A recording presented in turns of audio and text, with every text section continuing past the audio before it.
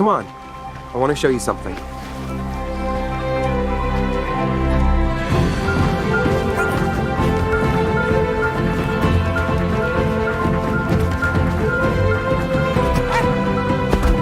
Hang on.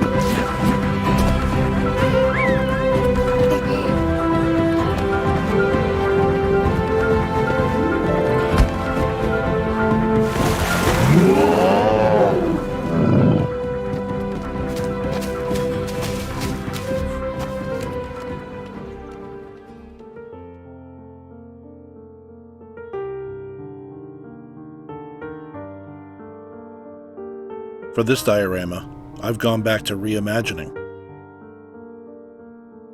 It seems to be the best way to let my imagination run wild. It also gives you the freedom of design.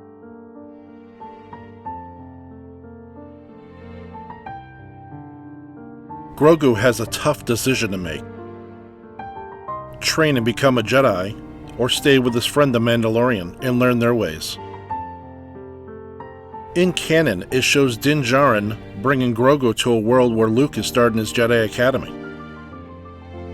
But what if Luke started his new Jedi Academy on the world of Coruscant, at the Jedi Temple?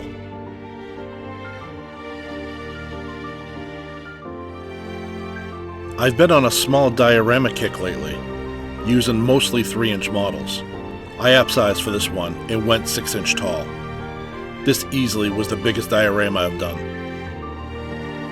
Taking screenshots of Coruscant from the Kenobi series and numerous shots of Attack of the Clones gave me great ideas for the training arena within the Jedi Temple.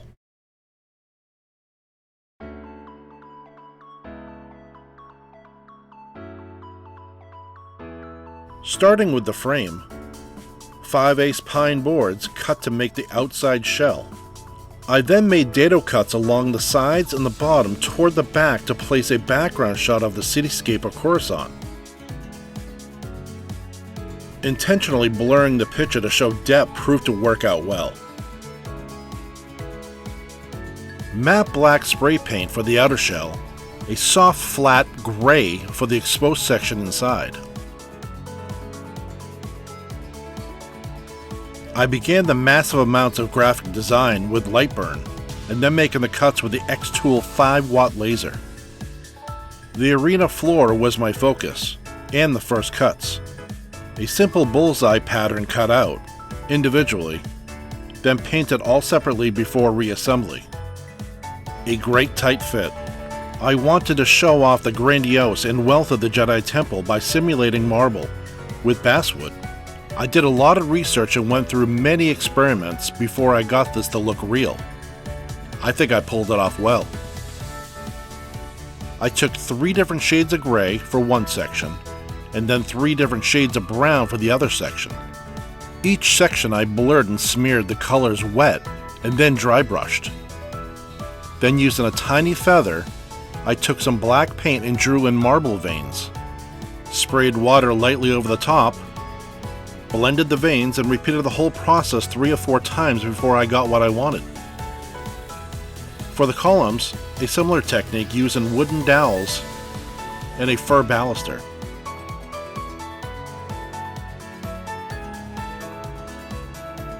All cut at 45 degrees, and then painted using the same technique for the marble.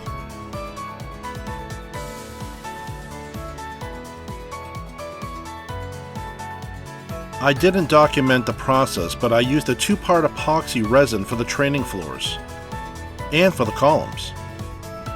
This achieved a very clear reflective glass-like finish.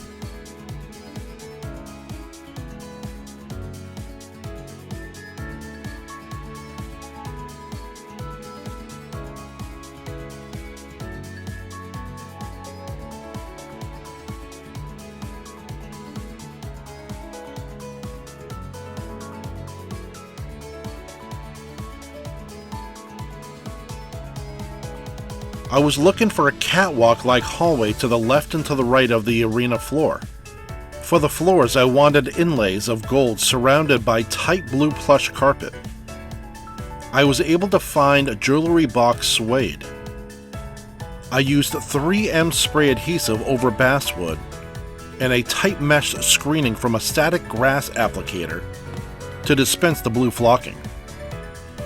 I was able to cut out the inlays and the Jedi logo individually and paint them before reassembly. This gives you extremely smooth paint lines between colors. I wanted an overlook to the right looking over Coruscant, and a doorway to the left going into a formal training room prep area of sorts. The door was another simple design with a keystone and pilasters, lined with gold, and then the control panel installed for opening and closing the door. Obviously for show, not for function. Using frosted acrylic, I made 2 long vertical windows above the door for light to pass through.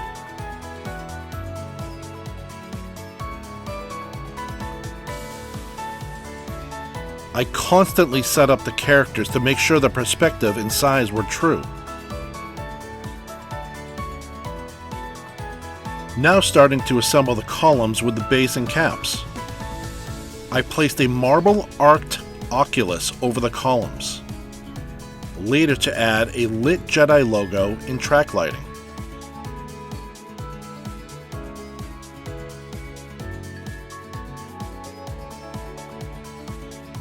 At the base of the columns, I managed to drill out small holes and then place tiny LED track lighting for more of a reflection on the glass-like floors. There are buildings to either side of the training arena. I cut out numerous rectangles and painted them different shades of reds and dark reds to show differences in materials used while building.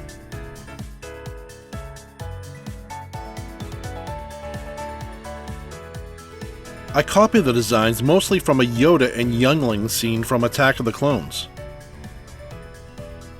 I then built a brass railing to overlook these buildings.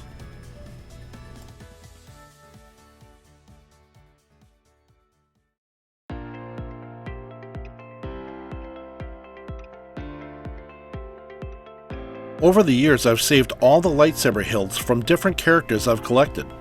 Never had a purpose until now. I used them all.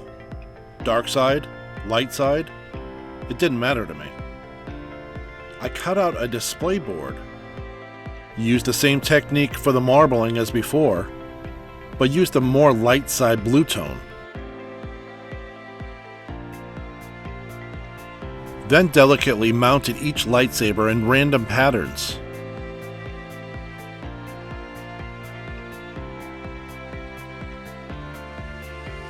This was one of my favorite pieces.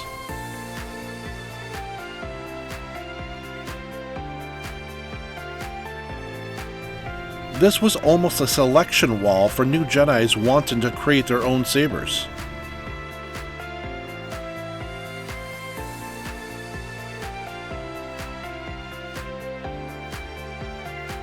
Down below was also a selection for Jedi Kyber crystals.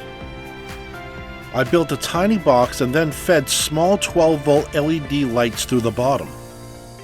Selectively chosen sea glass. I took my rock hammer and smashed pieces until I got something resembling crystals. Then placing a tiny mirror behind the crystals to make them really glimmer. The boxes with pill-shaped glass was just a design often found on dark side starships and buildings, but they look so great here on Coruscant. As you look up the wall, I lined all with gold frames. Jedi logos and symbols I created in a lot of different areas. I even grabbed a logo from the High Republic. I also found random weaponry, helmets, and shields from all sorts of miscellaneous characters, almost displaying as a museum piece of art. Above all displays, I used tiny LED lights.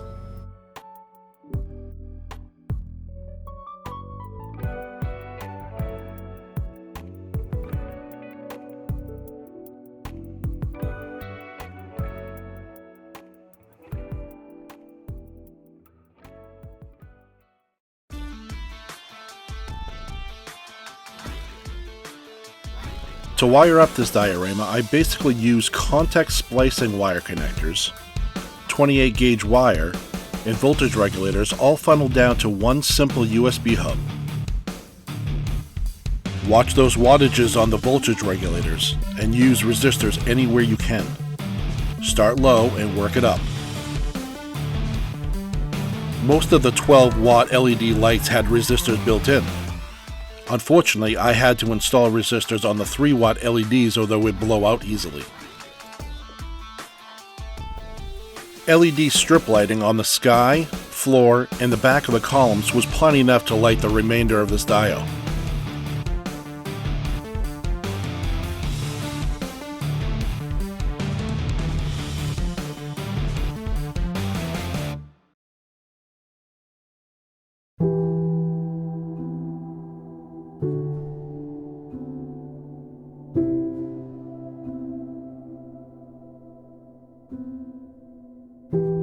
This semi-custom lightsaber I built made this diorama really feel like my own. Starting out with a hollow piece of stainless steel tubing, cut down to size with a wheel cutter on the Dremel. Then, finding different pieces of brass and aluminum formed the remainder of the hilt, using the random pieces of cutoffs I bought through Amazon.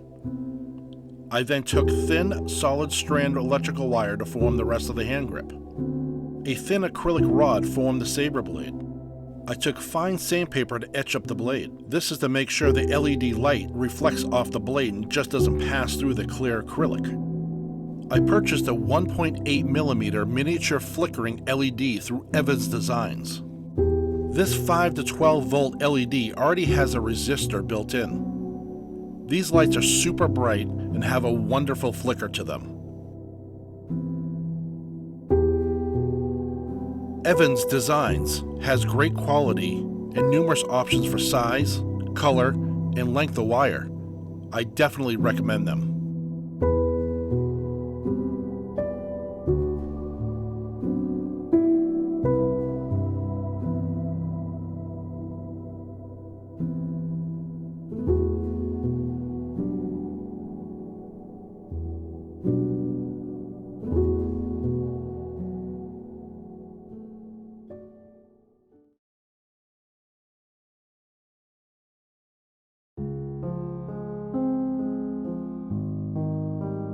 I used a blue textured fabric for drapery around the columns, for more of a regal look. This really spiced up the training arena. Gold wraps around the columns finished them off nicely. The passage door got a light and control panel up above, the only place I actually used a warm light. It gives a nice offset to the bright daylight LEDs that I use elsewhere. Greenery and foliage was the organic touch that brought this diorama to life. Just a small touch, but spoke volumes in design. Finally, the moldings and logos to cap off the top. Then finally placing the backdrop of the cityscape of Coruscant. So much depth to this rather large diorama. Couldn't be more satisfied. A rather quick 2-week venture. I hope you enjoyed the making of.